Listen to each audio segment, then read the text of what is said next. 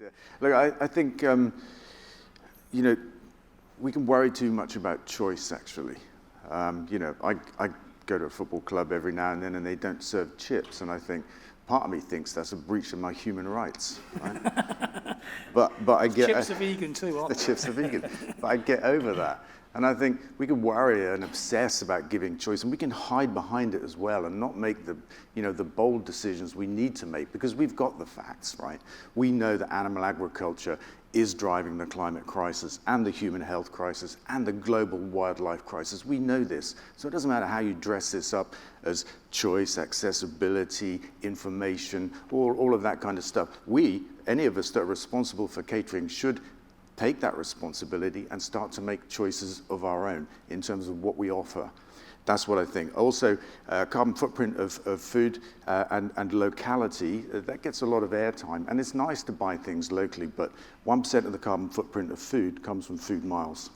What we eat, what that food is where the bulk of the carbon comes from. And that's meat and dairy. And we have to. Ultimately, the end game, we have to stop intensive animal farming, which means, you know, probably 95% stop eating meat, stop eating animals. That's what we have to do, because we're eating the planet.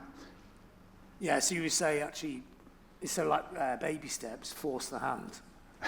Yeah, I mean, you know, I mean, there'll be differences in every industry, at every event, but I'm just saying, big picture, we have the information. We know that intensive animal agriculture, it's only been with us 50, 60 years, and if you look at our diets, the increase in the amount of animal products on a graph would go like this. The increase in human health problems, diabetes, cancer, heart disease, that kind of stuff, that tracks the same thing, and the wildlife decline in our country goes the other way, down like that. And it's because we're taking land from nature to grow plants, to feed animals, to get less back, 10 times more into a cow than we get back out. And if we were all plant-based, then 75% of all of the farmland in our country and globally actually could be given back to nature, and we'd live longer, happier, healthier lives. And we wouldn't be abusing something like 80 billion animals a year on the planet through this factory farming system. There's so many wrong things. We know all of these facts, but I think the camera in the room is a term that kind of addresses this. I've been around protesters, Just Stop Oil people, for example, Greenpeace and stuff like that, you know, and they go to incredible lengths to protest the climate crisis, for example, and then go off and eat a steak, you know, and I've seen that, and I'm like, oh my God, what are you doing? They say, well, we could eat animals as long as it's like better quality meat, they have a better quality life, you know, and there's a cognitive dissonance in our world. We actually know that we shouldn't be doing this, but we don't want to admit it. So for you, the vegan thing is actually the front line, isn't it?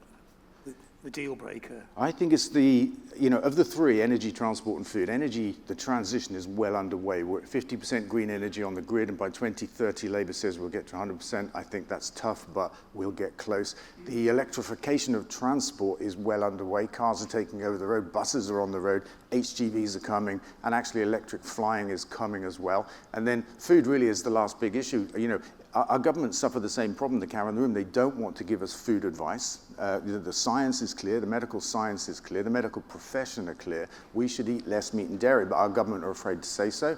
And you know, a lot of people are afraid to say so. Mm. So it's more about, I don't think you can rely on the government, it's more about just making these things happen yourself, isn't it? Oh, look, like you do, like you've been doing. Look, I think there are three major players, right? Governments have the big levers. They have the levers of regulation, of taxes and subsidies, and they create the economic playing field. Then you've got businesses, right? Businesses are all interested in what we want to buy, and they react very quickly, like Greggs did. They put on a vegan sausage roll, it went crazy, and so they put on a lot of other vegan options. They felt that very quickly. And then there's us, because ultimately we do all the buying. They all want our attention. The government wants our votes, business wants our money, and if we stop buying the bad stuff, they have to stop making it.